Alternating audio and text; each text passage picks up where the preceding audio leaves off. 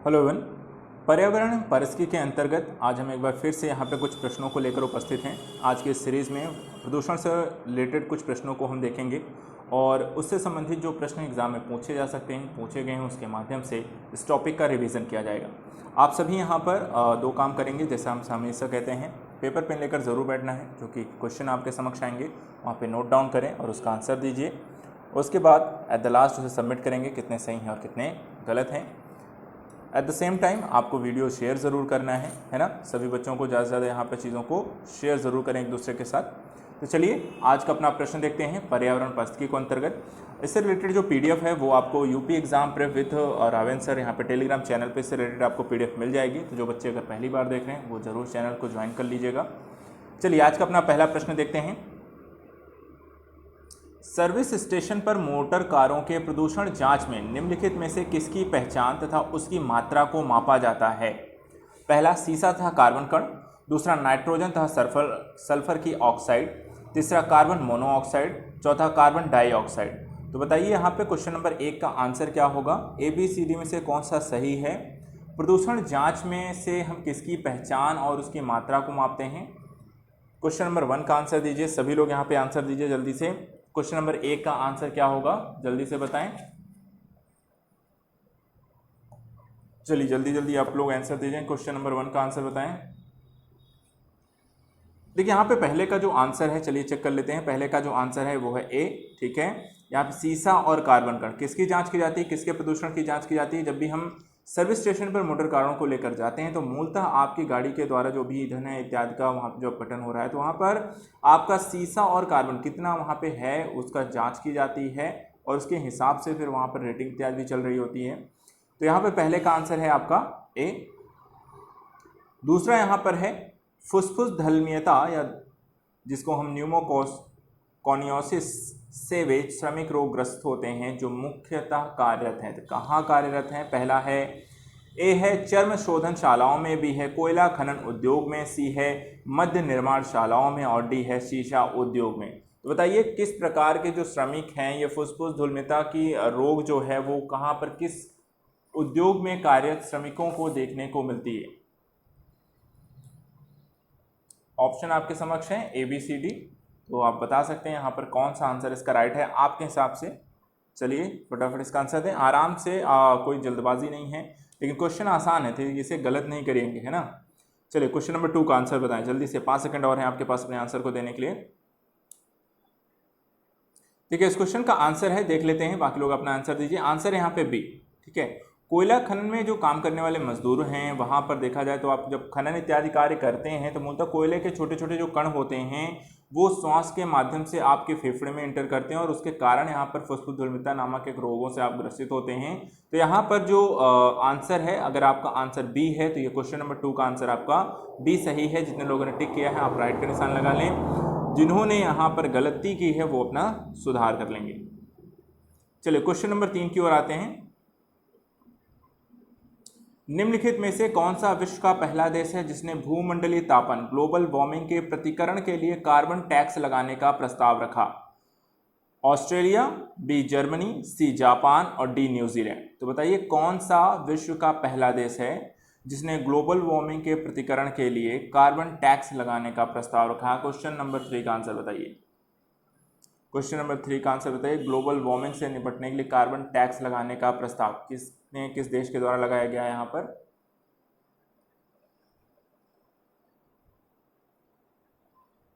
चलिए आंसर देखते हैं। देखिए इस क्वेश्चन का जो आंसर है वो है डी, ठीक है। कौन सा है? न्यूजीलैंड। न्यूजीलैंड जो है वहां पर भूमंडलीय ग्लोबल वार्मिंग से निपटने के लिए वहां पर आपको एक प्रतिकरण, एक कार्बन टैक्स लगाने की बात कर रहा है। जो भी आप उत्सर्जन करते हैं उस तरीके से वहां पर उत्सर्जन करने वाले लोगों पर एक तरह का प्रतिकरण टैक्स, ताकि यहाँ पे ग्लोबल वार्मिंग से हम निपट सकें बेहतर तरीके से। तो क्वेश्चन नंबर 3 का आंसर आपका है डी। क्वेश्चन नंबर 4 का आंसर दीजिए। क्वेश्चन है भारतीय समुद्र तटीय जल के प्रदूषण का प्रमुख कारण है? ए तेल का फैलना, बी नगरपालिका द्वारा कूड़ा विसर्जन, सी औद्योगिक बहिर्स्राव और डी वायु विलय। तो भारतीय समुद्र तटीय जल के प्रदूषण का प्रमुख कारण बताइए। क्वेश्चन नंबर 4 का आंसर दीजिए।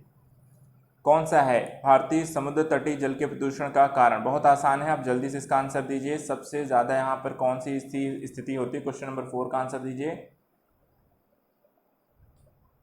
भारतीय समुद्र तटीय जल के प्रदूषण का प्रमुख कारण क्या है? भारतीय समुद्र तटीय जल के प्रदूषण का प्रमुख कारण, देखिए यहाँ पे आपका आंसर है, मूलतः देखा जाए हमारे यहाँ जो रीजन है वो है औद्योगिक बहिर्शौच। जितनी भी चीजें हैं, जो भी उद्योग हैं, उनके द्वारा जो उनके अपशिष्ट जल हैं वो कहाँ जाते हैं? नदियों, नहरों और सीवर्स के माध्यम से सीधा समुद्रों में यहाँ पर प्रवाह कर दिया जाता है, और जिसके कारण आपका भारतीय जो समुद्र तट है वो औद्योगिक बहिर्स्राव के कारण सबसे ज्यादा यहाँ पे प्रदूषित होता है। तो इस क्वेश्चन का जो आंसर है, तो क्वेश्चन नंबर 4 का आंसर जितने लोगों ने सी लगाया है ये भी आपका सही है। आते हैं क्वेश्चन नंबर 5 पे। फ्लाई ऐश का एक प्रदूषक दहन उत्पाद है जो प्राप्त होता है जलाने से। ए कोल पत्थर के कोयले को, बी चारकोल लकड़ी के कोयले को, सी डीजल मिट्टी के तेल को, डी सीएनजी को। तो फ्लाई ऐश का प्रदूषक दहन उत्पाद है जो प्राप्त होता है जलाने से, तो ये बताइए, क्वेश्चन नंबर 5 का आंसर दीजिए। फ्लाई ऐश का प्रदूषक दहन उत्पाद जो प्राप्त होता है वो किसके जलाने से प्राप्त होता है? क्वेश्चन नंबर 5 का आंसर दीजिए।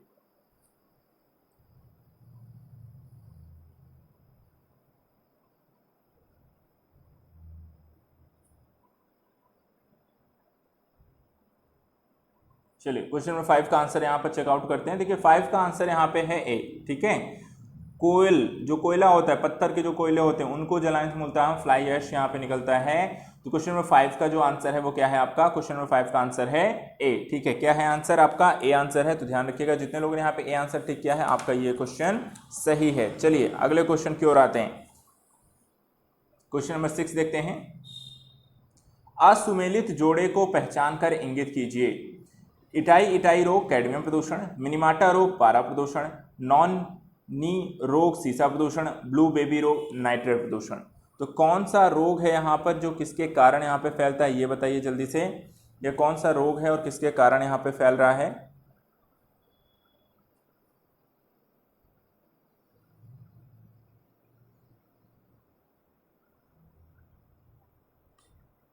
चलिए, नॉकनी रोग है, सीसा प्रदूषण, ब्लू बेबी रोग है, नाइट्रेट प्रदूषण, मिनीमाटा रोग है, पारा प्रदूषण, इटाई इटाई रोग है, कैडमियम प्रदूषण। क्वेश्चन नंबर 6 जल्दी से बताएं। यहाँ पे आपको बताना है असुमेलित जोड़े की पहचान करनी है, ठीक है। असुमेलित जोड़े की पहचान करनी है। चलिए आइए यहाँ पे आंसर चेक करते हैं। देखिए यहाँ पे पहला आपका सही है यहाँ, लेकिन असुमेलित पूछा गया है, लेकिन ये सुमेलित है, ठीक है। इटाई इटाई रोग कैडमियम प्रदूषण से होता है, बिल्कुल सही है। मिनीमाटा रोग के बारे में भी हमने पढ़ा है, ये भी सही यहाँ पे मिलान है। मिनीमाटा रोग आपका पारा प्रदूषण से होता है। ब्लू बेबी रोग नाइट्रेट प्रदूषण से होता है, ये भी हमें पता है। अगर आपको 3 चीज़ें पता हैं और सही हैं तो नॉक नी रोग सीसा प्रदूषण से यहाँ पे नहीं होता है, ये बिल्कुल भी यहाँ पर आपका गलत हो जाएगा। असुमेलित हमें पहचान करनी थी, तो वो कौन सा हो जाएगा? सी। तो आंसर क्या हो गया आपका? जितने लोग यहाँ पे आंसर सी के साथ गए आपका सही है। क्वेश्चन नंबर 7 की बात करते हैं। मानव जनित पर्यावरणीय प्रदूषण मैन मेड पोल्यूटेंट कहलाते हैं परिजैविक, प्रतिजैविक, ह्यूमेलिन, एंथ्रोयोजेनिक। मानव जनित पर्यावरणीय प्रदूषण को हम क्या कहते हैं? जल्दी से बताइए। क्वेश्चन नंबर 7 का आंसर दीजिए। मानव जनित पर्यावरणीय प्रदूषण क्या कहलाते हैं? ए बी सी डी में से कौन सा राइट है? जल्दी से बताएं। क्वेश्चन नंबर 7 का आंसर दीजिए। क्वेश्चन नंबर 7,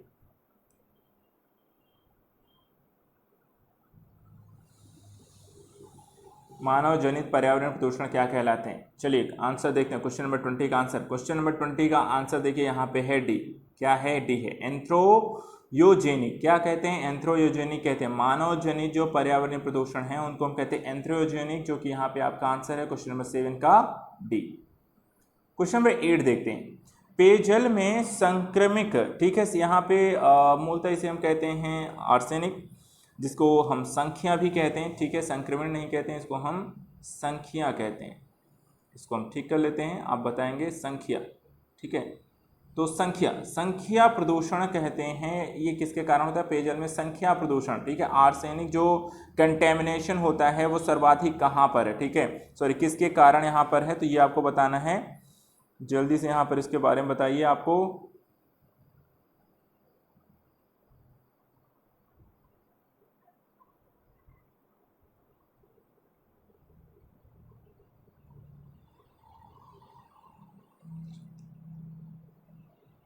नाइट्राइजन है, ऑक्सीजन है, कार्बन डाइऑक्साइड है और कार्बन मोनोऑक्साइड है। बेसिकली यहाँ पर संख्या प्रदूषण के संदर्भ में, ठीक है। जो क्वेश्चन है वो थोड़ा सा इंटरप्रेट है, चलिए फिर भी।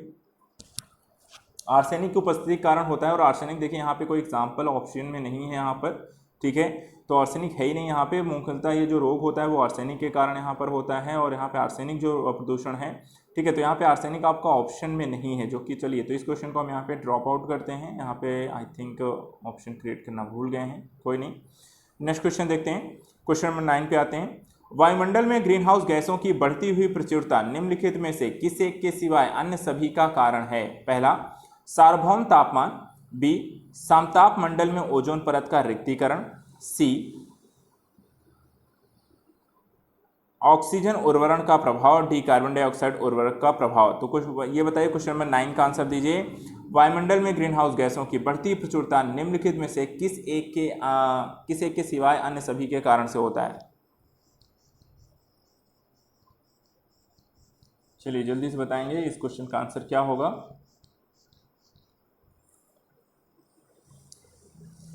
क्वेश्चन नंबर 9 का आंसर दीजिए। ए बी सी डी में से राइट आंसर इसका क्या होगा? क्वेश्चन नंबर 9 का आंसर जल्दी से बताएं। वायुमंडल ग्रीन हाउस बढ़ती हुई प्रचुरता निम्न किस एक के सिवा अन्य सभी का कारण है? तो यहाँ पर क्वेश्चन का आंसर चलिए चेक करते हैं। आसान है, हमें सबको पता है। ऑक्सीजन उर्वरण जो है, ऑक्सीजन के कारण यहाँ पे आपको ग्रीन हाउस गैसों की बढ़ती प्रचुरता, यहाँ पर ग्रीन हाउस की इफेक्ट आपका नहीं बढ़ रहा है। बाकी ग्लोबल वार्मिंग हो गया, ओजोन परत हो गया, कार्बन डाइऑक्साइड का जल बढ़ना हो गया, ये सभी रीजन है आपके ग्लोबल वार्मिंग के, ना कि ऑक्सीजन है। तो यहाँ पे पूछा गया था एक अन्य के सिवाय कौन सा है, तो यहाँ पर वो सी आंसर है। बाकी यहाँ पे सभी ग्लोबल वार्मिंग के लिए जिम्मेदार हैं, तो 9 का आंसर है आपका सी। क्वेश्चन नंबर 10 पे आते हैं। पर्यावरण अपकर्ष एनवायरमेंटल डिग्रेडेशन से अभिप्राय है। ए, पर्यावरणीय गुणों का पूर्ण रूप से निम्नीकरण। बी, मानवीय क्रियाकलापों से विपरीत परिवर्तन लाना। सी, पारिस्थितिकी विभिन्नता के परिणाम स्वरूप पारिस्थितिकी असंतुलन। डी, उपर्युक्त सभी। तो क्वेश्चन नंबर 10 का आंसर दीजिए। पर्यावरण अपकर्ष से क्या अभिप्राय है? क्वेश्चन नंबर 10 का आंसर दीजिए। पर्यावरणीय अपकर्ष से क्या अभिप्राय है?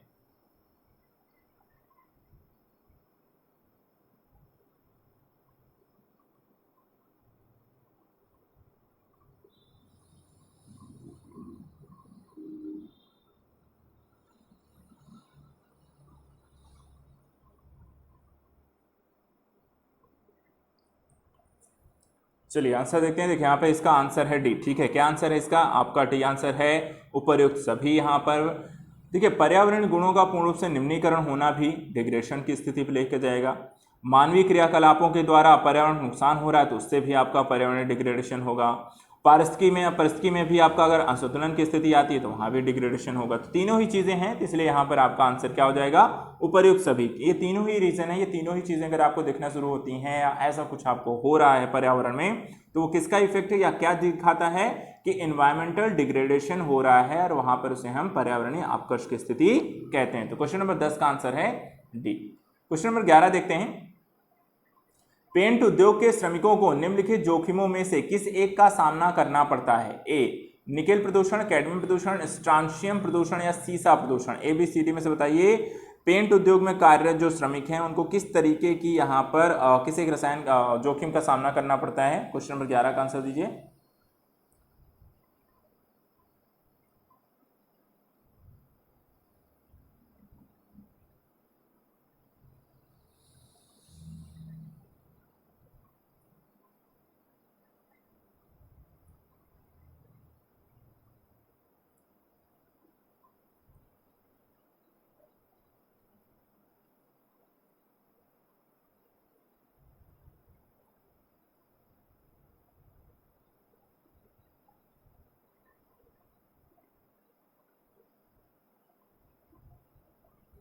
चलिए यहाँ पे बात करते हैं क्वेश्चन नंबर 11 की, पेंट उद्योग को लेकर। देखिए यहाँ पे आपका आंसर है ए, आपका सही है। किस प्रकार का प्रदूषण यहाँ पर ज़्यादा होता है? तो आंसर है आपका, सॉरी, यहाँ पे सीसा सबसे ज़्यादा यहाँ पर आपको देखने को मिलेगा। सीसा प्रदूषण। पेंट उद्योग में कार्यरत जो भी श्रमिक हैं उनको सबसे जो बड़ी सामना यहाँ पे करना पड़ता है शीशे लगे होने, शीशे की उपस्थिति के कारण उनको यहाँ पर सबसे ज़्यादा समस्याएं होती हैं। तो 11 का आंसर आपका डी है। क्वेश्चन नंबर 12 पे आते हैं। अंतर्राष्ट्रीय अम्ल वर्षा सूचना केंद्र कहाँ है? ठीक है, अंतर्राष्ट्रीय अम्ल वर्षा सूचना केंद्र।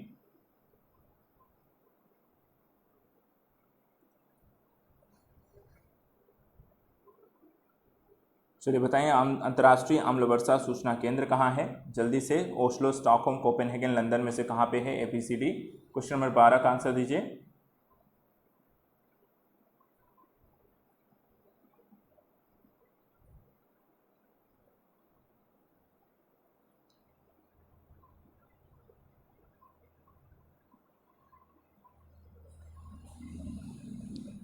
चलिए क्वेश्चन नंबर 12 का आंसर यहाँ पे चेक करते हैं। देखिए 12 का यहाँ पे आंसर है आपका ए है, ठीक है। कहाँ पे स्थित है? तो ओस्लो में स्थित है आपका। तो जितने लोगों ने यहाँ पे ए टिक किया है, क्वेश्चन नंबर 12 का आंसर ए सही है। आते हैं क्वेश्चन नंबर 13 पे। निम्नलिखित रोगों में से कौन सा एक जल में आर्सेनिक की बहुलता के कारणवश होता है? अल्जाइमर रोग, पार्किंसंस रोग, त्वचा कैंसर या मंदाग्नि। तो यहाँ पे बताइए, यदि आर्सेनिक की बहुलता हो जाती है तो किस प्रकार का रोग होता है? क्वेश्चन नंबर 13 का आंसर दीजिए।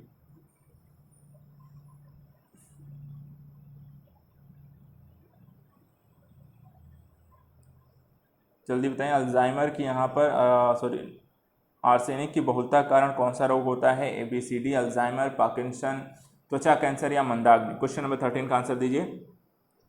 सभी लोग यहाँ पे पार्टिसिपेट करेंगे, सभी लोगों को यहाँ पे आंसर देना है, रेगुलर यहाँ पर बने रहें सभी लोग। चलिए आइए आंसर देते हैं। तो आंसर है आपका यहाँ पर सी है, ठीक है, सी है। त्वचा कैंसर होता है। यहाँ पे कौन सा रोग हो जाता है आपको? अगर आपको जल में आर्सेनिक की अधिकता है तो त्वचा कैंसर की स्थिति आपकी बढ़ जाती है। क्वेश्चन नंबर 13 का आपका आंसर है सी है, ठीक है। क्वेश्चन नंबर 13 का आंसर सी है। क्वेश्चन नंबर 14 पे आते हैं। निम्नलिखित पर विचार कीजिए। धान के खेत, पालतू पशु, कोयले का खनन और आर्द्रभूमि। उपर्युक्त में से कौन प्रमुख ग्रीनहाउस गैस मीथेन के स्रोत हैं? कूट क्या कहता है? केवल 1 और 4। बी कहता है 2 और 3। केवल सी कहता है 1 2, केवल 1 2 3। और डी कहता है 1 2 3 और 4 सभी हैं। तो जल्दी से बताइए यहाँ पे इसका कौन सा आंसर सही है? क्वेश्चन नंबर 14 आसान है। आप सभी यहाँ पर इस तरह क्वेश्चन कई बार आप देख चुके हैं। इस क्वेश्चन का आंसर देना आसान है, तो ज़्यादा समय नहीं लेंगे। सभी लोग यहाँ पे ग्रीन हाउस गैस मीथेन के कौन से स्रोत हैं? क्वेश्चन नंबर 14 का आंसर दीजिए। क्वेश्चन नंबर 14 का आंसर बताइए। ABCD में से कौन सा राइट आंसर है? चलिए आंसर चेक करते हैं। देखिए यहाँ पे आपका आंसर है डी, ठीक है। सभी हैं, धान के खेत, कोयले खनन, पालतू पशु और आर्द्रभूमि, ये सभी के सभी आपको मीथेन गैस के उत्सर्जक के तौर पे हम इसे जानते हैं। तो आंसर है आपका डी। क्वेश्चन नंबर 15 देखते हैं। क्वेश्चन नंबर 15 क्या कहता है? प्रदूषकों को उनके दीर्घकालीन प्रभाव के साथ दिए गए कूट की सहायता से सुमिलित कीजिए। प्रदूषक कार्बन मोनोऑक्साइड, नाइट्रोजन के ऑक्साइड, धूल कण और सीसा है। प्रभाव देखिए तो लीवर और किडनी को क्षति, कैंसर, श्वास संबंधी रोग और केंद्रीय नर्वस सिस्टम पर है। अब कूट क्या कहता है? पहला कहता है 2 3 4 1, बी कहता है 4 3 2 1, सी है 1 2 3 4 और डी है 3 4 1 2। तो यहाँ पे आप इन्हें पढ़ें, इनके प्रभाव को समझें, कूट का चयन करें और अपना आंसर सबमिट करें। तो क्वेश्चन नंबर 15 का आंसर यहाँ पर आप सभी देंगे समझ बूझकर इसे अच्छे से, और जब आपको लगता है कि हाँ ये आंसर हो सकता है, कि आप उसका आंसर दें, लेकिन ज़्यादा टाइम भी नहीं लेना है, ठीक है। ज़्यादा टाइम नहीं लेना है और अपना आंसर भी यहाँ पर देना है। तो चलिए देखते हैं क्वेश्चन नंबर 15 का आंसर क्या है। जल्दी से सभी लोग सबमिट करेंगे क्वेश्चन नंबर 15 का आंसर। चलिए आंसर चेक करते हैं। क्वेश्चन नंबर 15 का क्या है आंसर? देखिए आंसर यहाँ पर है आपका डी, ठीक है। क्या है? डी है। 3 4 1 और 2 है। 3 4 1 और 2 आपका राइट आंसर है। कैसे हैं तो यहाँ पर देख लेते हैं। देखिए कार्बन मोनोऑक्साइड है आपका, तो यहाँ पर आपको श्वास नली पर इफेक्ट डालता है। नाइट्रोजन के ऑक्साइड हैं, ये आपको केंद्रीय नर्वस सिस्टम को प्रभावित करते हैं। धूल कण है जो आपको लीवर किडनी क्षति बनाता है। सीसा जो है आपको कैंसर का कारक है। तो चलिए यहाँ पर हमने देख लिया 15 नंबर क्वेश्चन। क्वेश्चन नंबर 16 को देखते हैं। ग्रीन अकाउंटिंग का अर्थ है कि आकलन को ध्यान में रखते हुए देश की राष्ट्रीय आय को मापना। तो किस चीज का आकलन करता है? पहला देश के कुल वन क्षेत्र, बी है देश के वन आच्छादन के विनाश, सी है प्रदूषण और पर्यावरण क्षति, और डी है उद्धार की गई प्रति भूमि के क्षेत्रफल। तो ग्रीन अकाउंटिंग का अर्थ क्या है? आप जल्दी से इसको विश्लेषित करें। पढ़ा है या क्या आपने? क्वेश्चन नंबर 16 का आप आंसर बताइए। ग्रीन अकाउंटिंग के बारे में क्या आपने पढ़ा है? अगर पढ़ा है तो आंसर बताइए। Question number 16। क्वेश्चन नंबर 16 का आंसर दीजिए।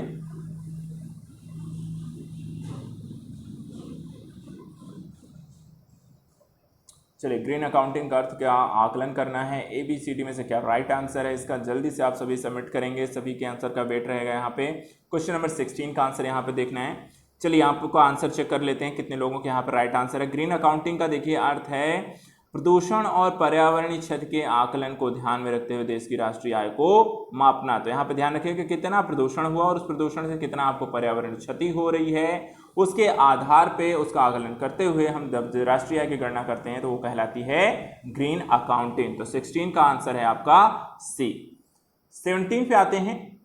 यद्यप भारत की जनसंख्या तीव्र गति से बढ़ रही है किंतु पक्षियों की संख्या तेजी से घट रही है, क्योंकि पहला, शिकारियों की संख्या में असाधारण वृद्धि हुई है। दूसरा, जैविक कीटनाशकों तथा उर्वरकों का बड़े पैमाने पर उपयोग हो रहा है। तीसरा, पक्षियों के वास स्थान पर बड़े पैमाने पर कटौती हुई है। चौथा, कीटनाशक, रासायनिक उर्वरक तथा मच्छर भगाने वाली दवाओं का बड़े पैमाने पर उपयोग हो रहा है।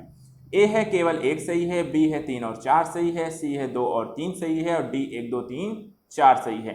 तो क्वेश्चन नंबर 17 का आंसर दीजिए। क्वेश्चन नंबर 17 का आंसर दीजिए। यहाँ पे क्या राइट आंसर होगा, जल्दी से बताइए। क्वेश्चन नंबर 17 का आंसर दीजिए।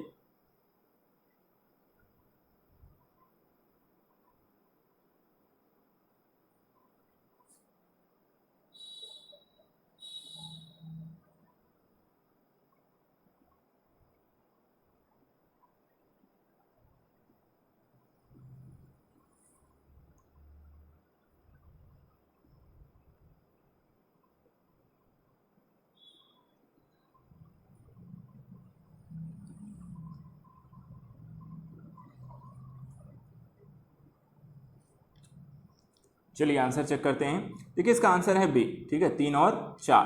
कौन सा सही है? 3 और 4 सही हैं। पक्षियों के वासस्थान पर बड़े पैमाने पर कटौती हुई है और कीटनाशक, रासायनिक उर्वरक, मच्छर भगाने वाली दवाओं पर बड़े पैमाने पर उपयोग हो रहा है। तो ये इसका सही आंसर है यहाँ पर, जो पक्षियों की तेजी से घटती संख्या के लिए यहाँ पे जिम्मेदार है। तो क्वेश्चन नंबर 17 का आंसर है आपका बी। आते हैं यहाँ पर 18 पर। धुंध कोहरा का निर्माण होता है, ठीक है, धुंध और कोहरे का निर्माण होता है। पहला है कोहरे प्लस NO3 से, धुएं तथा रेडियोएक्टिव पदार्थ से, धुएं एवं कोहरे से, धुएं प्लस कार्बन डाइऑक्साइड से। चलिए बताइए यहाँ पर इसका आंसर क्या है। ABCD में से इसका राइट आंसर क्या है?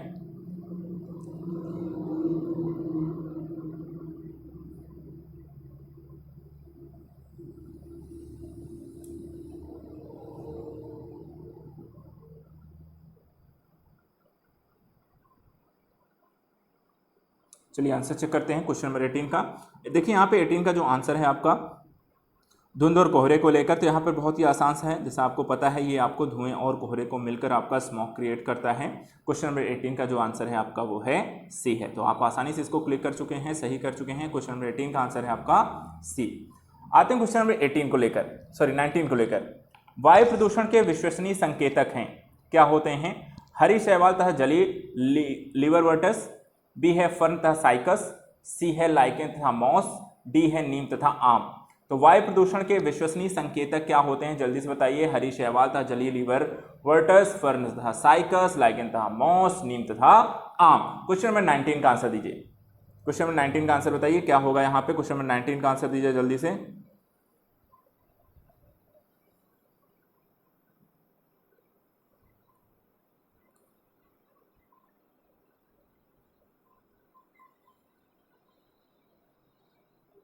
चलिए आंसर चेक करते हैं यहाँ पर। देखिए आंसर इसका आपको बहुत आसान है, सी है लाइकेन और मॉस। अगर वायु प्रदूषण के विश्वसनीय संकेतक हैं, बहुत तेजी से यहाँ पे जो चेंजेस आपको देखने को मिलेंगे वो किसमें मिलेंगे? लाइकेन और मॉस में यहाँ पर आपको तेजी से आपको चेंजेस देखने को मिलते हैं, नष्ट होने की स्थिति आपको दिखाई देंगी। क्वेश्चन नंबर 19 का आंसर है आपका सी, लाइकेन तथा मॉस।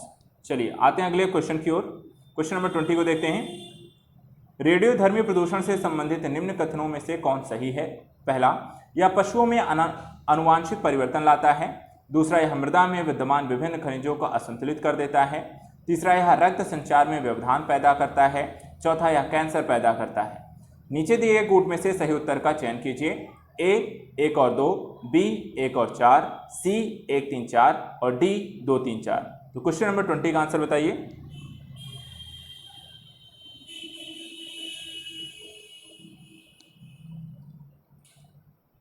चलिए क्वेश्चन नंबर 20 का आंसर दीजिए। सभी लोगों को यहाँ पे आंसर सबमिट करना है। क्वेश्चन नंबर 20 का आंसर बताएं, रेडियोधर्मी प्रदूषण से किस तरीके की समस्याएं आपको देखने को मिलती हैं, जल्दी से बताइए। क्वेश्चन नंबर 20 का राइट आंसर क्या होगा?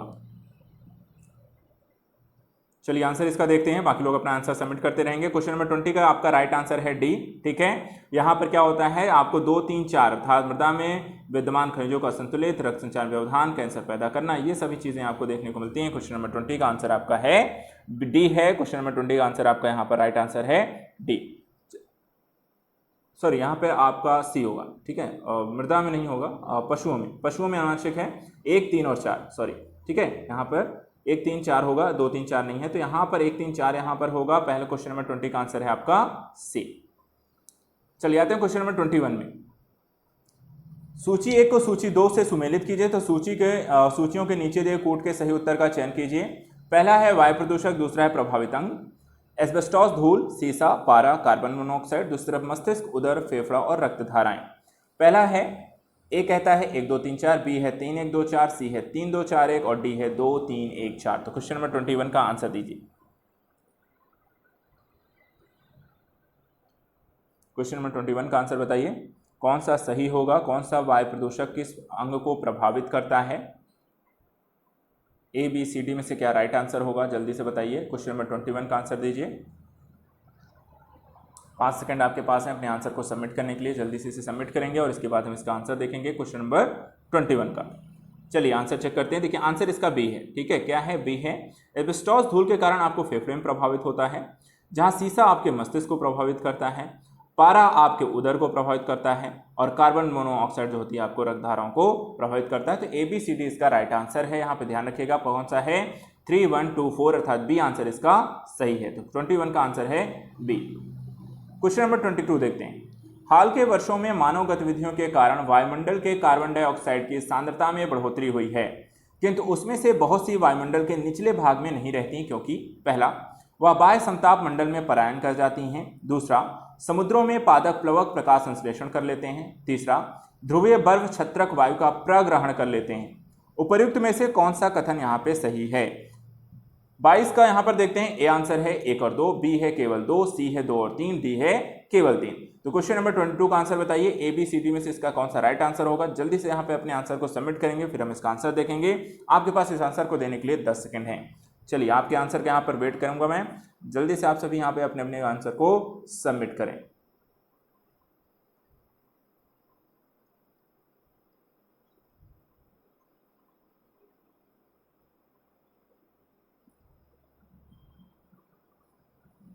चलिए आंसर चेक करते हैं। देखिए यहाँ पे इसका आंसर है आपका बी। ठीक है, 90 बी, केवल बी है। ठीक है, बी का आंसर है बी, केवल 2 यहाँ पर। क्वेश्चन नंबर 22 का आंसर है आपका बी है। ठीक है, तो हाल ही के वर्षों में जो यहाँ पे ऑप्शन दिए गए हैं, इसमें से आपके समुद्रों में पादप प्लव और प्रकाश संश्लेषण को आपकी स्थिति है, ये आपको इसका राइट आंसर है। क्वेश्चन नंबर 22 का आंसर है बी। क्वेश्चन नंबर 23 देखते हैं। अंटार्कटिका क्षेत्र में ओजोन छिद्र का बनना चिंता का विषय है, इस छिद्र के बनने का संभावित कारण क्या है? ए, विशिष्ट क्षोभमंडलीय विक्षोभ की उपस्थिति तथा क्लोरोफ्लोरोकार्बन का अंतर्वाह, बी, विशिष्ट ध्रुवीय वाताग्र तथा समताप मंडलीय बादलों की उपस्थिति तथा क्लोरोफ्लोरोकार्बन का अंतर्वाह, सी है ध्रुवीय वाताग्र तथा समताप मंडलीय बादलों की अनुपस्थिति तथा मेथेन और क्लोरोफ्लोरोकार्बन का अंतर्वाह, और डी है वैश्विक तापन से ध्रुवीय प्रदेश में हुई तापमान वृद्धि। तो बताइए अंटार्कटिका का जो क्षेत्र है वहां पर जो ओजोन छिद्र बना है वो उसके कारण क्या हो सकते हैं? इसके संभावित कारण आपको नीचे दिए हैं। आपके अनुसार इसमें से कौन सा सही है? क्वेश्चन नंबर 23 का राइट आंसर इसमें से क्या है? जल्दी से बताएं। क्वेश्चन नंबर 23 का ए, बी, सी, डी में से इसका राइट आंसर क्या है?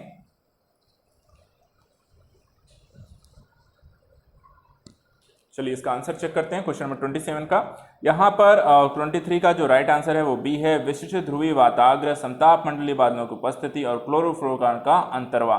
तो यहाँ पर ये रीजन है जो कि कहीं ना कहीं ये कारण है आपके जो अंटार्कटिका के क्षेत्र में ओजोन छिद्र के बनने के पीछे एक बड़ा कारण है ग्लोबल वार्मिंग। देशों के द्वारा लगातार यहाँ पर गर्म जो हवाएं जो होती हैं ठंडे क्षेत्रों की ओर बढ़ती हैं, और उसके कारण यहाँ पर देखें तो आपका जो ओजोन छिद्र इसीलिए बना आपको अंटार्कटिका के ऊपर बनता है। तो क्वेश्चन नंबर 23 का आंसर है आपका बी है। क्वेश्चन नंबर 24 देखते हैं। अम्ल वर्षा से निम्नलिखित देशों में से कौन क्षतिग्रस्त होते हैं? Canada, France, Norway, Germany. नीचे दिए गए कूट से सही उत्तर को चुनिए, 1 और 2, बी है 1 और 3, सी है 2 और 3, डी है 3 और 4। तो बताइए अम्ल वर्षा के कारण कौन से देश प्रभावित हैं? क्वेश्चन नंबर 24 का आंसर बताइए।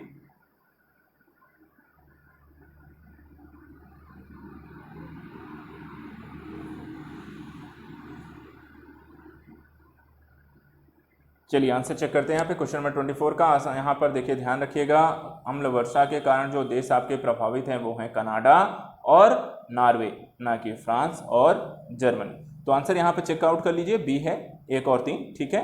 तो यहाँ पर आपका आंसर है बी, कनाडा और नॉर्वे, यहाँ पर इसका राइट आंसर है।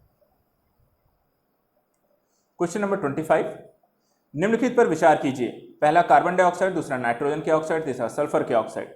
उपर्युक्त में से कौन सा उत्सर्जन ऊष्मीय शक्ति संयंत्रों से कोयला दहन से उत्सर्जित होता है? ए केवल 1, बी केवल 2 और 3, सी केवल 1 और 3, डी 1 2 3। तो बताइए यहाँ पर ऊष्मीय शक्ति संयंत्रों से जो कोयला दहन से उत्सर्जित होता है वो क्या क्या उत्सर्जित होता है? क्वेश्चन नंबर 25 का राइट आंसर क्या है? ए, बी, सी, डी में से कौन सा यहाँ पर सही है? चलिए फटाफट इसके आंसर दीजिए, कौन सा यहाँ पे सही है? ऊष्मीय शक्ति संयंत्रों से कोयला दहन के पश्चात क्या उत्सर्जित होता है? ए, बी, सी, डी में से कौन सा सही है? चलिए आंसर चेक करते हैं। क्वेश्चन नंबर 25 का आंसर है आपका डी, कार्बन डाइऑक्साइड, नाइट्रोजन के ऑक्साइड और सल्फर के ऑक्साइड, ये तीनों ही आपको ऊष्मीय शक्ति संयंत्रों से कोयला दहन के पश्चात उत्सर्जित होते हैं। इसलिए क्वेश्चन नंबर 25 का जो आपका राइट आंसर है वो है आपका डी। जितने लोगों ने टिक किया है तो आप यहाँ पर सही कर लीजिए, और गलत हो गया है तो इसे सुधार लीजिए। क्वेश्चन नंबर 26 को देखते हैं। वैज्ञानिक दृष्टिकोण यह है कि विश्व तापमान पूर्व औद्योगिक स्तर पर 2 डिग्री सेल्सियस से अधिक नहीं बढ़ना चाहिए। यदि विश्व तापमान पूर्व औद्योगिक स्तर से 3 डिग्री सेल्सियस के परे बढ़ जाता है तो विश्व पर उसका संभावित असर क्या होगा? पहला, स्थलीय जलमंडल एक नेट कार्बन स्रोत की ओर प्रवृत्त होगा। दूसरा, विस्तृत प्रवाल मर्त्यता घटित होगी। तीसरा, सभी भूमंडलीय आर्द्रभूमि अस्थायी रूप से लुप्त हो जाएंगी। चौथा, अनाजों की खेती विश्व में कहीं भी सही नहीं होगी। ठीक है, तो यहाँ पर नीचे दिए कूट का प्रयोग कर सही उत्तर को चुनना है आपको। ए है केवल 1, बी है 1 और 2, सी है 2 3 4 और डी है 1 2 3 और 4। तो बताइए यहाँ पर कौन सा इसका राइट आंसर होगा? क्वेश्चन नंबर 26 का राइट आंसर क्या है?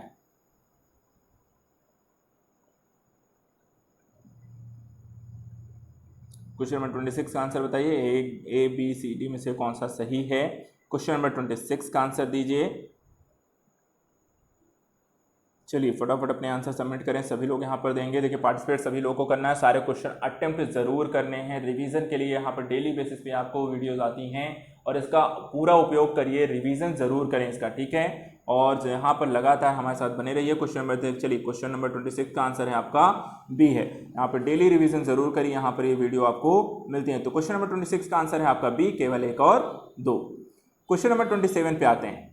ईंधन के रूप में कोयले का उपयोग करने वाले शक्ति संयंत्रों से प्राप्त फ्लाई ऐश के संदर्भ में निम्नलिखित कथनों में से कौन सा सही है? पहला, फ्लाई ऐश का उपयोग भवन निर्माण के लिए ईंटों के उत्पादन में किया जा सकता है। दूसरा, फ्लाई ऐश का उपयोग कंक्रीट के कुछ पोर्टलैंड सीमेंट अंश के स्थानापत्र के रूप में किया जा सकता है। तीसरा, फ्लाई ऐश का केवल सिलिकॉन डाइऑक्साइड तथा कैल्शियम ऑक्साइड से बना होता है और इसमें कोई भी विषाक्त तत्व नहीं होते हैं। नीचे दिए गए कूट का प्रयोग कर सही उत्तर चुनिए। पहला है 1 और 2, केवल बी है केवल 2, सी है 1 और 3 और डी है केवल 3। तो ईंधन के रूप में कोयले का उपयोग करने वाले शक्ति संयंत्रों से प्राप्त फ्लाई ऐश का क्या क्या उपयोग होता है ये आपको बताना है। तो क्वेश्चन नंबर यहाँ पर 27 का आंसर दीजिए। ए, बी, सी, डी में से यहाँ पर इसका राइट आंसर क्या है? चलिए सभी के आंसर्स का वेट है मुझे, जल्दी जल्दी अपने अपने आंसर आप सबमिट करेंगे। क्वेश्चन नंबर 27 का आंसर सभी लोग दीजिए। क्वेश्चन नंबर 27 का आंसर दीजिए, कौन सा यहाँ पे राइट आंसर है? क्वेश्चन नंबर 27 का आंसर दीजिए। चलिए आंसर यहाँ पे चेक करते हैं। क्वेश्चन नंबर 27 का जितने लोग यहाँ पर ए के साथ गए, यहाँ पर आपका राइट आंसर है ए और 2, 1 और 2 यहाँ पर, ठीक है। भवन निर्माण और कंक्रीट के पोर्टलैंड सीमेंट के दोनों ही चीज़ों के दौरान हम इसका प्रयोग कर सकते हैं। तो क्वेश्चन नंबर 27 का आंसर है 1 और 2, अर्थात ए जितने लोगों ने लगाया है आपका ये आंसर भी सही है। आते हैं क्वेश्चन नंबर 28 पे। भारतीय रेल के द्वारा उपयोग में लाए जाने वाले जैव शौचालयों के संदर्भ में निम्नलिखित कथनों पर विचार कीजिए। पहला, जैव शौचालयों में मानव अपशिष्ट का अपघटन फंगल इनाकुलम द्वारा उपक्रमित होता है। दूसरा, इस अपघटन के अंत उत्पाद केवल अमोनिया एवं जलवाष्प होते हैं जो वायुमंडल में निर्मुक्त होते हैं। उपर्युक्त कथनों में से कौन सा सही है?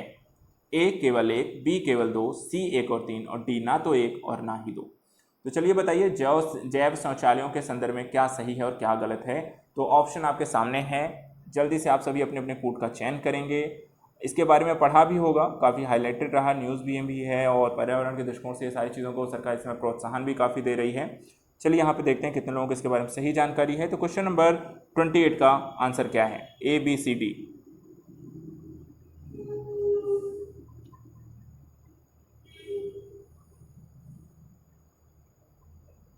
चलिए तो आंसर चेक करते हैं।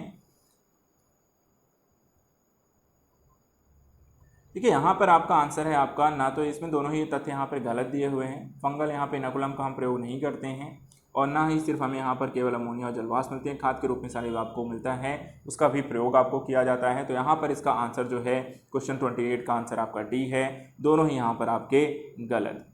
चलिए आते हैं क्वेश्चन नंबर 29 पे। हमारे देश के शहरों में वायु गुणवत्ता सूचकांक का परिकलन करने में साधारणतः निम्नलिखित वायुमंडलीय गैसों में से किस चीज़ का प्रयोग यहाँ पर परिकलन साधारणतः निम्नलिखित वायुमंडलीय गैसों किनको विचार में ले लिया जाता है? पहला कार्बन डाइऑक्साइड, दूसरा कार्बन मोनोऑक्साइड, तीसरा कार्बन डाइऑक्साइड, सल्फर डाइऑक्साइड और मीथेन। नीचे दिए गए कूट का प्रयोग कर सही उत्तर को चुनिए। ए है केवल 1, 2, 3, बी है केवल 2, 3, 4, सी है केवल 1, 4, 5, डी है 1, 2, 3, 4, 5 अर्थात सभी। तो क्वेश्चन नंबर 29 का आंसर बताइए जल्दी से, यहाँ पर क्या सही है और क्या नहीं है। वायु गुणवत्ता सूचकांक के अंतर्गत हम कौन कौन सी गैसों को वहाँ पर सम्मिलित करते हैं, जल्दी से बताएं। क्वेश्चन नंबर 29 का आंसर बताइए।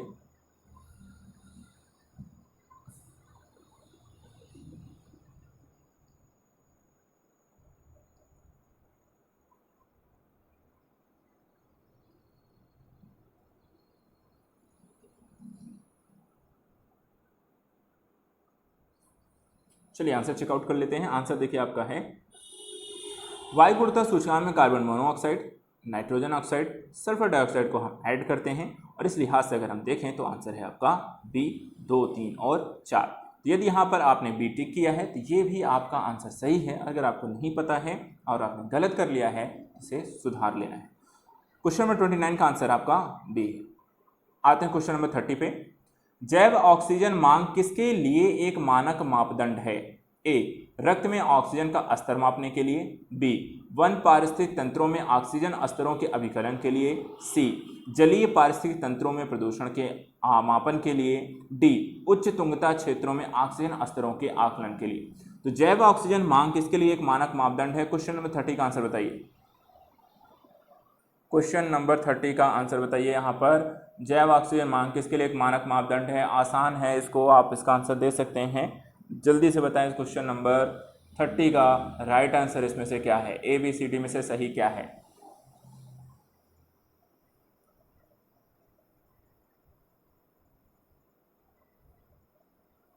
चलिए आंसर चेक कर लेते हैं। देखिए यहाँ पर बीओडी की जो हम गणना करते हैं हमेशा किसके लिए करते हैं? जलीय पारिस्थितिक तंत्र में जो जल में जो जीव रहते हैं उनके ऑक्सीजन की मांग और साथ ही उनके रहने के लिए आवासीय स्थितियों और जल की यहाँ पे प्रदूषण की स्थितियों के आकलन के लिए की जाती है। तो क्वेश्चन नंबर 30 का आंसर आपका है सी। तो जितने लोगों ने यहाँ पे सी लगाया है ये क्वेश्चन आपका सही है। क्वेश्चन नंबर 31 देखते हैं। प्रदूषण की समस्याओं का समाधान करने के संदर्भ में जैव उपचारण अर्थात बायो रेमेडिएशन तकनीक का कौन सा लाभ है? पहला, यह प्रकृति में घटित होने वाली जैव निम्नीकरण प्रक्रिया का ही संवर्धन कर प्रदूषण को स्वच्छ करने की तकनीकी है। दूसरा, कैडमियम और लेड जैसी भारी धातुओं से युक्त किसी भी संदूषक को सूक्ष्मजीवों के प्रयोग से जैवोपचारण द्वारा सहज ही और पूरी तरह से उपचारित किया जा सकता है। सी, जैवोपचारण के लिए विशेषता अभिकल्पित सूक्ष्मजीवों को सृजित करने के लिए आनुवांशिक इंजीनियरिंग का उपयोग किया जाता है। नीचे दिए गए कूट का प्रयोग कर सही उत्तर चुनिए। पहला, केवल 1, बी, केवल 2 और 3, सी, 1 और 3, डी, 1 और 2, 1, 2, 3। तो क्वेश्चन नंबर 31 का आंसर बताइए कौन सा इसमें से राइट आंसर है? बायो रेमेडिएशन के अंतर्गत हम क्या क्या चीज़ें करते हैं, तो जल्दी से यहाँ पर अपने आंसर दीजिए। क्वेश्चन नंबर 31 का आंसर देने के लिए यहाँ पर आपके पास 10 सेकंड है। ऑप्शन चूज करिए यहाँ पे ABCD में से कौन सा इसका राइट आंसर है। तो फटाफट अपने अपने आंसर जो आप सबमिट करेंगे, सभी लोग यहाँ पर सबमिट करें आंसर, ठीक है, जितने भी बच्चे हैं यहाँ पर सबमिट यहाँ पर सभी को करना है। चलिए आपके आंसर का वेट है, जल्दी से बताएं। क्वेश्चन नंबर 31 का आंसर दीजिए, 10 सेकंड में अपने अपने आंसर को सबमिट करेंगे। चलिए आंसर चेक कर लेते हैं क्वेश्चन नंबर 31 का। देखिए यहाँ पे आपका जो पहली बात कही जा रही है, प्रकृति में घटित होने वाली जैव निम्नीकरण प्रक्रिया का ही संवर्धन का प्रदूषण को स्वच्छ करने के लिए, ये बिल्कुल सही है। बायो रेमेडिएशन के अंतर्गत हम यही इस प्रक्रिया को अपनाते हैं, जैव निम्नीकरण के माध्यम से यहाँ पे जो भी उत्पाद है उसको हम अलग अलग सरल तत्वों उसको तोड़ने का काम करते हैं ताकि प्रदूषण को वहाँ पे कम किया जा सके।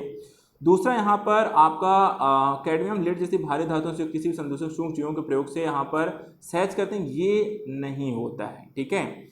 तीसरा यहाँ पर है जैव चारण की विशेषता अभिकल्पित सूक्ष्म जीवों को सृजित किया जाता है और आनुवांशिक इंजीनियरिंग का उपयोग किया जाता है, ये भी यहाँ पर आपका सही है। तो पहला और तीसरा दो आंसर हैं, तो यहाँ पर सी आपका राइट है, सी इसका राइट आंसर है। केवल 1 और 3 यहाँ पर, यदि आपने सी आंसर टिक किया है तो ये आपका सही है। क्वेश्चन नंबर 32 पे आते हैं। भारत में ठोस अपशिष्ट प्रबंधन नियम 2016 के अनुसार निम्नलिखित में से कौन सा एक कथन सही है। पहला, अपशिष्ट उत्पादक को 5 कोटियों में अपशिष्ट अलग अलग करने होंगे। दूसरा, यह नियम केवल अधिसूचित नगरीय स्थानीय निकायों, अधिसूचित नगरों तथा सभी औद्योगिक नगरों पर लागू होंगे। सी, इन नियमों के अपशिष्ट भराव स्थलों तथा अपशिष्ट प्रसंस्करण सुविधाओं के लिए सटीक और ब्यौरेवार मानदंड उपबंधित हैं। और डी, अपशिष्ट उत्पादक के लिए यह आज्ञापक होगा कि किसी एक जिले में उत्पादित अपशिष्ट किसी अन्य जिले में ना ले जाया जाए।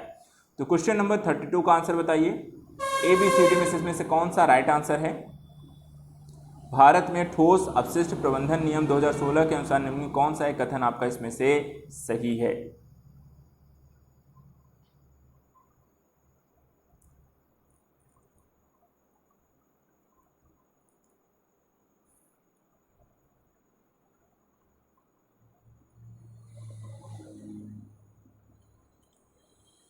चलिए आंसर इसका देखते हैं। क्वेश्चन नंबर 32 का आंसर यहाँ पर देख लेते हैं।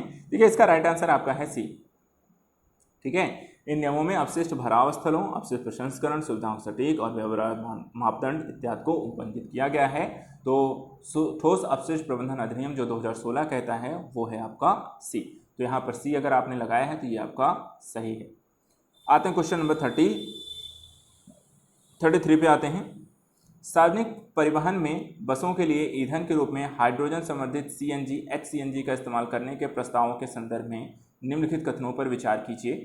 पहला, HCNG के इस्तेमाल का मुख्य लाभ कार्बन मोनोऑक्साइड के उत्सर्जनों का विलोपन है। दूसरा, ईंधन के रूप में HCNG कार्बन डाइऑक्साइड हाइड्रोजन उत्सर्जनों को कम करती है।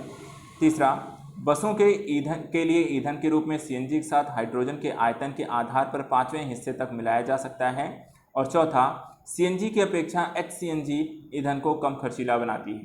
तो उपयुक्त में से कौन सा कथन सही है। A केवल 1, B 2 और 3, C केवल 4, D 1 2 3 4। तो क्वेश्चन नंबर 33 का आंसर दीजिए।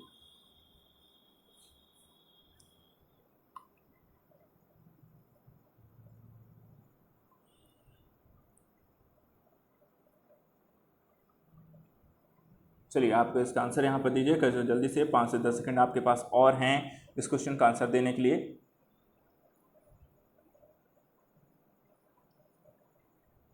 देखिए यहाँ पर, चलिए आंसर चेक कर लेते हैं। अब यहाँ पर जितने लोगों ने आंसर दे दिया है बाकी लोग अपना आंसर सबमिट करेंगे। क्वेश्चन नंबर 33 का राइट आंसर है आपका बी, 2 और 3। ईंधन के रूप में HCNG कार्बन डाइऑक्साइड हाइड्रोजन उत्सर्जनों को कम करती है और बसों के लिए ईंधन के रूप में CNG के साथ हाइड्रोजन को आयतन के आधार पर 5वें हिस्से तक मिलाया जाता है। तो दूसरा और तीसरा यहाँ पर इसका राइट आंसर है। तो यदि आपने यहाँ पर सेकंड लगाया है तो आपका बी आंसर इसका सही आंसर है। क्वेश्चन नंबर 34 देखते हैं। निम्नलिखित में किसके संदर्भ में ताप अपघटन और प्लाज्मा गैसीकरण शब्दों का उपयोग किया जाता है। ए, दुर्लभ रेयर भूतत्वों का निष्कर्षण। बी, प्राकृतिक गैस निष्कर्षण प्रौद्योगिकी। सी, हाइड्रोजन ईंधन आधारित ऑटोमोबाइल। डी, अपशिष्ट से ऊर्जा प्रौद्योगिकी। तो क्वेश्चन नंबर 34 का आंसर दीजिए। ABCD में से इसका राइट आंसर क्या है।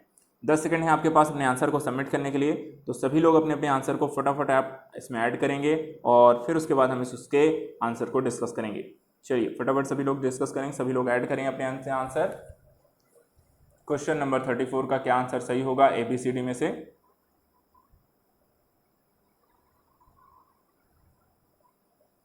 क्वेश्चन नंबर 34 का आंसर दीजिए।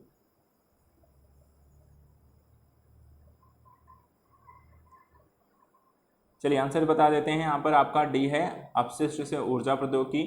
तो यहाँ पर ताप अपघटन और प्लाज्मा गैसीकरण शब्दों का प्रयोग करते हैं अपशिष्ट से ऊर्जा प्रौद्योगिकी के दृष्टिकोण से। आते हैं क्वेश्चन नंबर 35 में। भारत में कार्बोफ्यूरिन, मेथिन पैराथियान, फोरेट ट्राईएजोफॉस के इस्तेमाल को आशंका से देखा जाता है। ये रसायन किस रूप में किए जाते हैं? पहला, कृषि में पीड़कनाशी। दूसरा, संसाधित खाद्यों में परिरक्षक। सी, फल पक्कन कारक। डी, प्रसाधन सामग्री में नमी बनाए रखने के लिए। तो क्वेश्चन नंबर 35 का आंसर दीजिए। भारत में कार्बोफ्यूरिन, मेथिन पैराथियान, फोरेट ट्राईएजोफॉस का इस्तेमाल किस दृष्टिकोण से हम करते हैं? क्वेश्चन नंबर 35 का आंसर बताएं।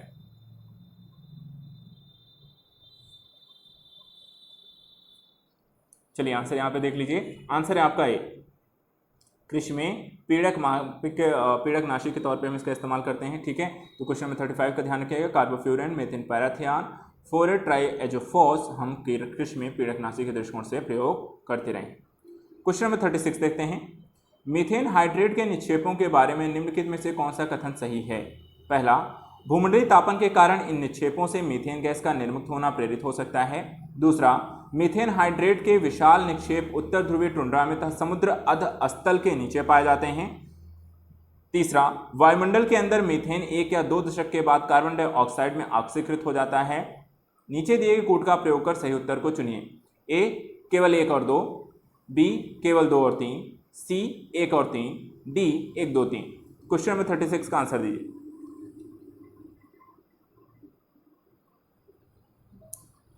जल्दी से बताएं क्वेश्चन नंबर 36 का आंसर क्या होगा?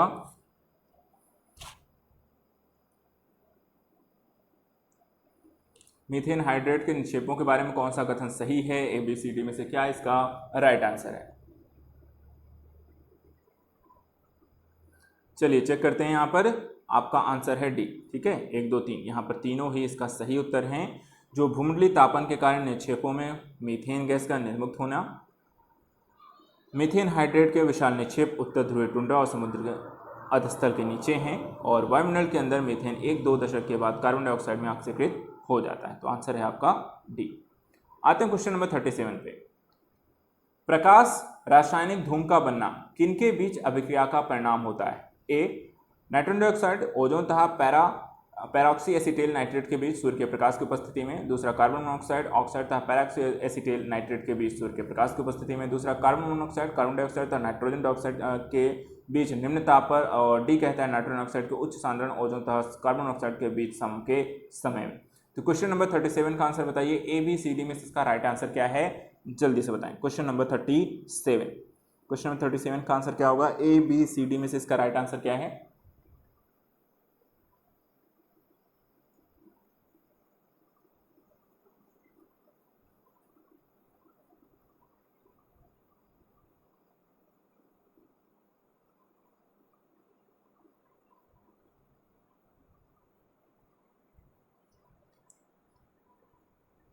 देखिए इसका राइट आंसर आपको चेक कर लीजिए। यहाँ पर जितने लोगों ने ए लगाया है सही है। ठीक है, यहाँ पर प्रकाश रासायनिक धूम आपका नाइट्रोजन डाइऑक्साइड, ओजोन तथा पैरोक्सी एसिटेल नाइट्रेट के बीच सूर्य के प्रकाश की उपस्थिति में होता है। चलिए क्वेश्चन नंबर 38 लेते हैं। ग्रीन मफलर संबंधित है मृदा प्रदूषण, वायु प्रदूषण, ध्वनि प्रदूषण, जल प्रदूषण। तो ग्रीन मफलर किससे संबंधित है? जल्दी बताइए। क्वेश्चन नंबर 36 का आंसर दीजिए। ग्रीन मफलर किससे संबंधित है? मृदा प्रदूषण, वायु प्रदूषण, ध्वनि प्रदूषण या जल प्रदूषण? Question number 36।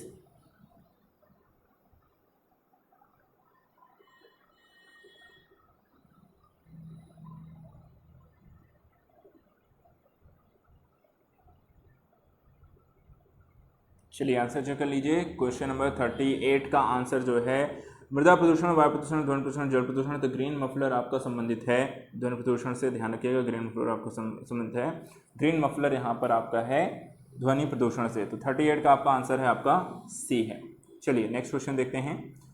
निम्नलिखित में से कौन एक द्वितीय प्रदूषक नहीं है? PNN, smog, sulphur dioxide, ozone. कौन सा एक द्वितीयक प्रदूषक नहीं है, ये आपको बताना है। द्वितीयक प्रदूषक नहीं है PNAN, स्मॉग, सल्फर डाइऑक्साइड या ओजोन।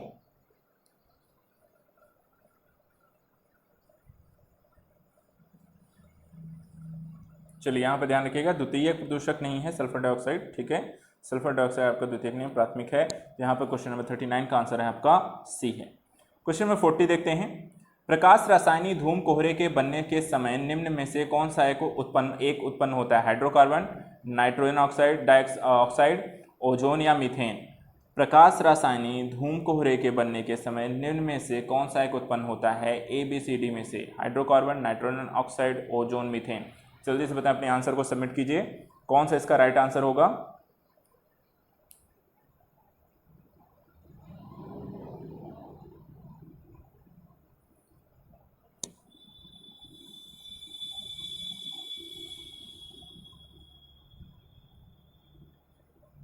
चलिए आंसर चेक कर लीजिए, यहाँ पर जितने लोगों ने यहाँ पे आंसर लगाया है बी आपका सही है, नाइट्रोजन ऑक्साइड इसका राइट आंसर है, ठीक है। 44 का आंसर है आपका बी है, 40 का आंसर आपका बी है। ध्यान रखिएगा, नाइट्रोजन ऑक्साइड यहाँ पर प्रकाश रासायनिक धूम के कोहरे के बनने के समय यहाँ पर नाइट्रोजन ऑक्साइड आपका उत्पन्न होता है। आते हैं क्वेश्चन नंबर 41 में। कई घरेलू उत्पादों जैसे गद्दों और फर्नीचर की गद्दियों में ब्रोमीन युक्त ज्वाला मंदकों का उपयोग किया जाता है। उनका उपयोग क्यों चिंता का विषय है? पहला, उनमें पर्यावरण में निम्नीकरण के प्रति उच्च प्रतिरोधकता है। दूसरा, वे मनुष्यों और पशुओं से संचित हो सकते हैं।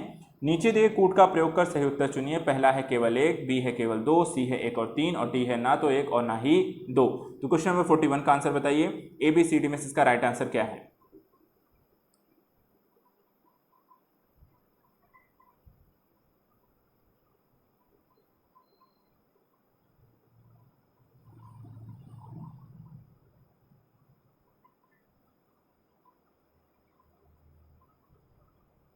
क्वेश्चन नंबर 41 का आंसर दीजिए।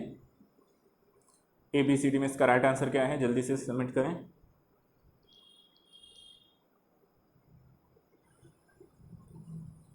चलिए चेक कर लेते हैं यहाँ पे इसका आंसर। तो 41 का यहाँ पे आंसर है आपका सी है, 1 और 3, ठीक है। कौन सा? यहाँ पर 1 और 3 यहाँ पर आपका सही है, लेकिन यहाँ पर उन्होंने आंसर में आपको सिर्फ 2 आंसर दिए हैं और तीसरा आंसर इसमें उन्होंने ऐड नहीं किया है, ठीक है। चलिए कोई नहीं, यहाँ पर तो पहला यहाँ पर देखिए केवल 1 आप मान सकते हैं, तीसरा इसमें ऐड नहीं है तो हम इसे ए मान लेते हैं। यहाँ पर केवल 1 आपका सही है। चलिए आते हैं क्वेश्चन नंबर 42 पे। सूची 1 और 2 को सूची 1 और सूची 3 को सम्मिलित कीजिए तो सूचियों के नीचे दिए गए कूट का प्रयोग कर सही उत्तर को चयन कीजिए। त्वचा कैंसर, ध्वनि प्रदूषण, वैश्विक तापमान, ओजोन क्षेत्र। सूची 2 में क्लोरोफ्लोरोकार्बन, पराबैंगनी प्रकाश, डेसिबल और कार्बन डाइऑक्साइड। कूट क्या कहता है? 1 2 3 4, बी है 2 3 4 1, सी है 2 3 1 4, डी है 4 3 2 1। तो चलिए बताइए कौन सा रोग है, किस प्रकार से हो रहा है? सूचियों का मिलान करें और आंसर दीजिए। क्वेश्चन नंबर 42 का आंसर बताइए।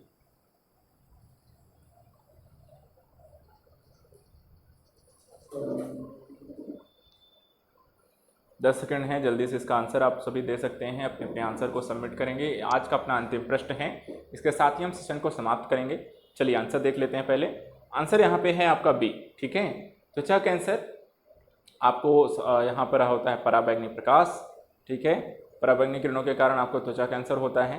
इसके बाद ध्वनि कैंसर, डेसिबल के हम ध्वनि प्रदूषण हम डेसिबल से यहाँ पे मापते हैं।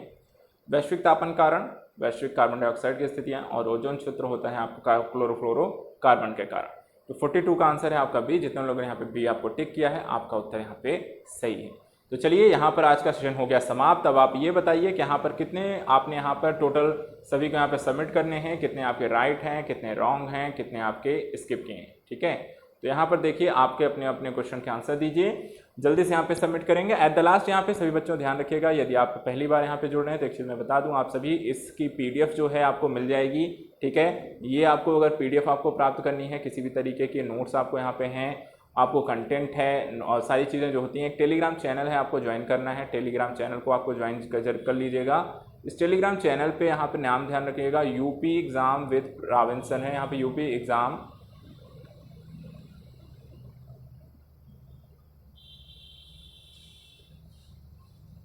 UP exam prep with Raven sir, आपको आज़ाद यूपीपीएससी एकेडमी का लोगो रखा होगा, उस लोगो यहीं पर इस चैनल को आपको सर्च करना है, इसे ज्वाइन कर लेना है। यहीं पर आपको सारी जो पीडीएफ हैं या नोट्स हैं, लिंक है वीडियो के या कोई जानकारी है क्लासेस से रिलेटेड, वो सारी की सारी यहाँ पर आपको मिल जाएंगी। तो चलिए यहाँ पर आज का सेशन यहीं पर समाप्त करेंगे। आपको आज का सेशन यहीं पर, बाकी का अंतिम लेक्चर जो होगा वो कल होगा। बेसिकली आज फ्राइडे है लेकिन कल सैटरडे को, क्योंकि एक क्लास हमारी मंडे को नहीं हुई थी, इसलिए हम यहाँ पर इसे एक्सटेंड कर रहे हैं इस वीक। तो सैटरडे को आपको एक क्लास होगी, कल यहाँ पर आपको एक और क्लास यहाँ पे मिलेगी, और उसके बाद हम मंडे से एक नए सब्जेक्ट के साथ यहाँ पर आपको सब्जेक्ट स्टार्ट करेंगे, जिसकी जानकारी आपको ग्रुप में शेयर कर दी जाएगी, कौन सा सब्जेक्ट नेक्स्ट वीक स्टार्ट हो रहा है, जिसकी पीडीएफ और टेलीग्राम आपको शेड्यूल आपको पहले से वितरित है। तो आज के लिए इतना ही, थैंक यू सो मच। मिलते हैं फिर आपको नेक्स्ट वीक, नेक्स्ट कल की क्लास में अंतिम अपने टॉपिक और लेक्चर्स को लेकर, अंतिम संबंधी यहाँ पे प्रश्नों को लेकर। तो आज के लिए इतना ही, थैंक यू सो मच। जितने यहाँ पे क्वेश्चन आपको ज़्यादा गलत हुए हैं जो बच्चों के, वहाँ पर रिवीजन जरूर कर लीजिएगा, ठीक है। सभी लोगों को रिवीजन यहाँ पे जरूर कर लेना है जो भी आपके टॉपिक आज का रहा है, और कल के टॉपिक के लिए तैयार रहिएगा। कल मिलेंगे, थैंक यू सो मच।